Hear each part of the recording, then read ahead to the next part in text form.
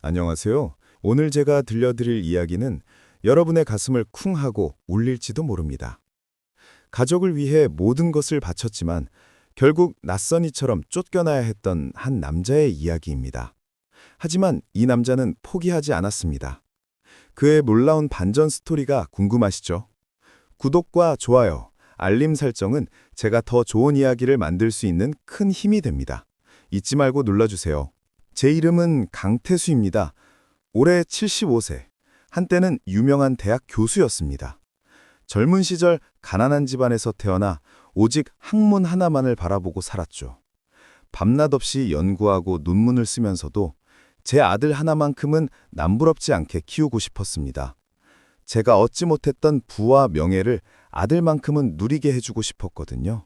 제 아내 송지영은 제가 첫눈에 반했던 제자였습니다. 재능도 뛰어났지만 무엇보다 저를 존경하고 따뜻하게 대해줬죠. 아내는 늘 말했습니다. 교수님, 저도 교수님처럼 훌륭한 사람이 되고 싶어요. 우리는 사랑에 빠졌고 가난한 살림에도 서로를 의지하며 행복했습니다. 아들 민준이가 태어났을 때 저는 세상에서 가장 행복한 사람이 된 것 같았습니다. 민준이는 우리 둘의 기대를 한몸에 받으며 자랐습니다. 하지만 민준이가 명문대에 입학하고 잘 나가는 대기업에 취직하면서 우리는 점점 멀어졌습니다. 아니, 어쩌면 제가 아들을 너무 멀리 밀어낸 건지도 모릅니다. 늘 바쁘다고만 했으니까요. 저는 아들이 성공하는 것을 보는 것이 곧 제 행복이라고 생각했습니다. 그래서 아들에게 모든 것을 해주었습니다. 평생 모은 돈과 퇴직금을 털어 아들 부부에게 서울 강남에 있는 고급 아파트를 사주었죠. 조건은 단 하나였습니다. 얘야, 너희가 잘 살아야 나도 행복하다. 그리고 훗날 우리가 몸이 불편해지면 너희가 돌봐주렴. 아들과 며느리 윤희는 당연한 말씀이라며 고개를 끄덕였습니다. 그들의 결혼식은 마치 동화 속 한 장면 같았습니다. 저는 주례를 서면서 행복에 겨워 눈물을 흘렸습니다. 제 아들이 이렇게 멋진 여인과 가정을 꾸리다니. 그런데 이 행복이 얼마나 오래 갈까요? 결혼 후 며느리 윤희의 태도가 조금씩 달라지는 것을 느꼈습니다. 그리고 그 변화는 제 아내의 병과 함께 지옥의 서막을 알리는 신호였습니다. 아들 민준이가 결혼하고 몇 년이 지났을 때 아내의 몸에 이상 신호가 왔습니다. 평소 건강했던 아내가 갑자기 쓰러졌고 병원에서는 뇌졸중 진단을 내렸습니다. 아내는 반신마비가 되어 거동이 불편해졌습니다. 그때 저는 아들에게 전화를 걸어 아내의 상태를 알렸습니다. 민준아, 네 엄마가 갑자기 쓰러지셨다. 빨리 와봐야 할 것 같아. 아들의 대답은 충격적이었습니다. 아버지, 저 지금 너무 바빠요. 중요한 프로젝트 때문에 지방 출장을 가야 해서 다음 주에 갈게요. 다음 주에 갈게요? 사랑하는 엄마가 위급한 상황인데 그는 회사 일이 우선이었습니다. 아내는 그날부터 하루에도 몇 번씩 아들을 찾았습니다. 민준이는 언제 온대요? 내 아들 보고 싶은데. 저는 아내가 서운해할까봐 회사 일이 정말 바쁘다고 거짓말을 했습니다. 하지만 다음 주가 되어도 그 다음 주가 되어도 아들은 오지 않았습니다. 며느리 윤희는 더 했습니다. 아버님, 저희도 저희의 삶이 있잖아요. 갑자기 이래버리시면 저희도 곤란해요.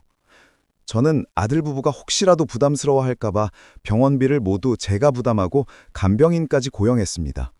그러나 아들의 무관심은 저를 더 아프게 했습니다. 아내가 아들 부부에게 부담이 될까봐 염려하는 모습은 제 마음을 갈갈이 찢어놓았습니다. 아내는 병상에 누워서도 오직 아들 걱정뿐이었습니다. 여보, 민준이 힘들게 하지 말아요. 우리 아들은 성공해야 할 사람이에요.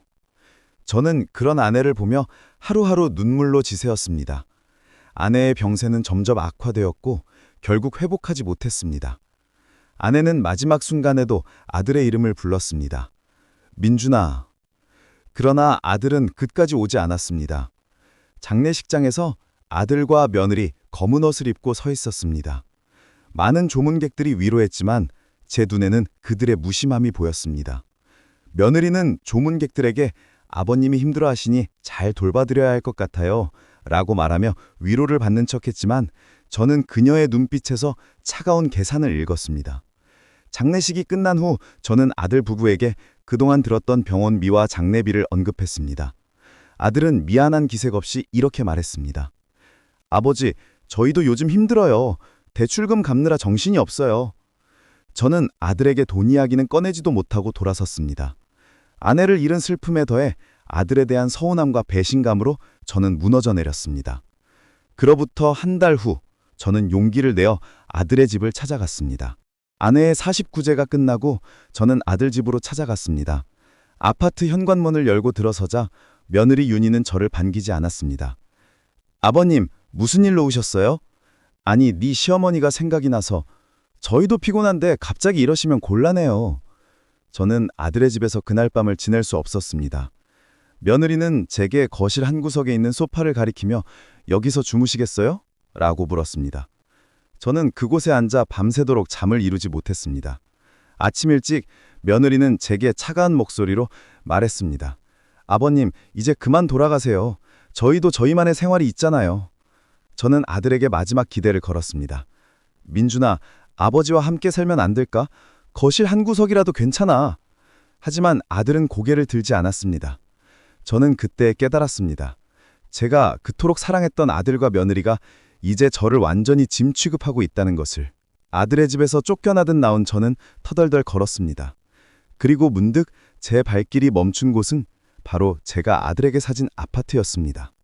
아파트 외관은 웅장하고 멋있었지만 제 마음은 갈 곳이 없는 갈대처럼 흔들렸습니다. 이대로 주저앉을 수는 없었습니다. 저는 75년 동안 쌓아온 자존심과 명예를 지키기 위해 마지막 싸움을 시작하기로 결심했습니다. 그날 이후 저는 한 변호사를 찾아갔습니다. 법률 사무실에 들어선 저는 떨리는 목소리로 그동안 있었던 모든 일을 이야기했습니다. 변호사는 저의 이야기를 꼼꼼히 듣더니 차분한 목소리로 말했습니다.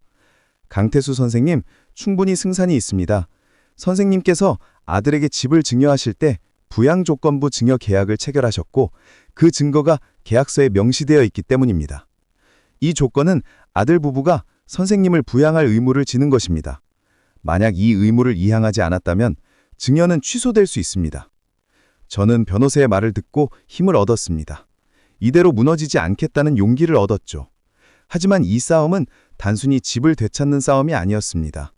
제 아들과 며느리, 그리고 저의 모든 것을 잃어버린 과거와의 처절한 싸움이었던 것입니다.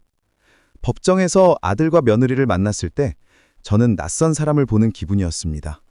아들은 저를 외면했고 며느리는 저를 경멸하는 눈빛으로 바라봤습니다. 그들의 변호사는 저를 향해 비난의 말을 쏟아냈습니다. 강태수 씨는 아들과 며느리에게 부당한 요구를 하고 있습니다. 부모를 모시는 것은 도덕적 의무이지 법적 강제성이 없습니다. 저는 묵묵히 그들의 말을 들었습니다. 그리고 증언을 시작했습니다. 아내의 투병 기간 동안 아들 부부가 얼마나 무심했는지, 장례식에서 그들이 얼마나 냉정했는지, 그리고 제가 그들에게 쫓겨났던 그날 밤의 이야기를 모두 털어놓았습니다. 제 목소리는 떨렸지만 저는 한마디도 거짓말을 하지 않았습니다. 그리고 그때 저를 도와주겠다고 한 사람이 나타났습니다. 바로 아내의 간병인이었죠. 그녀는 증인석에 서서 눈물을 흘리며 말했습니다. 제가 6개월 동안 사모님을 간병했는데 아드님과 며느님은 거의 오지 않았습니다.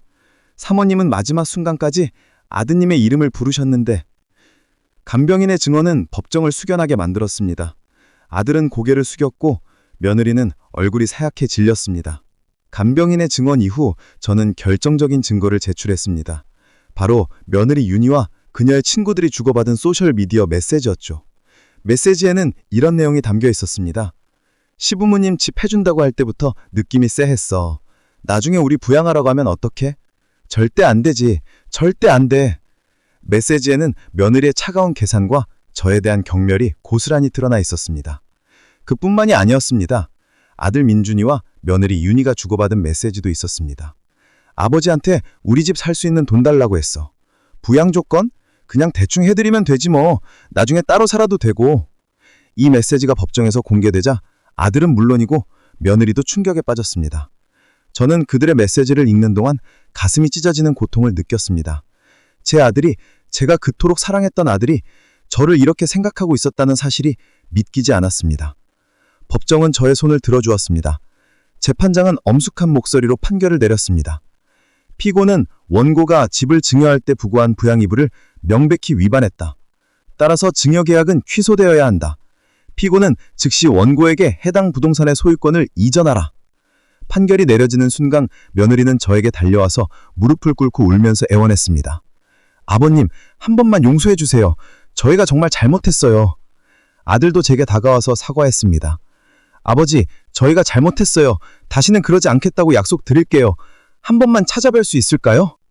하지만 저는 이미 그들을 믿을 수 없었습니다. 저는 그들에게 차가운 눈빛으로 말했습니다. 이미 늦었다. 내가 너희를 믿고 싶었을 때 너희는 나를 외면했으니 이제 법이 판단한 대로 따르거라. 아들은 그 말을 듣고 고개를 숙였고 며느리는 계속 울었습니다.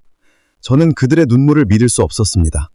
그들의 눈물은 진심이 아니라 단지 저에게 빼앗긴 집을 되찾고 싶어하는 탐욕의 눈물이라고 생각했기 때문입니다.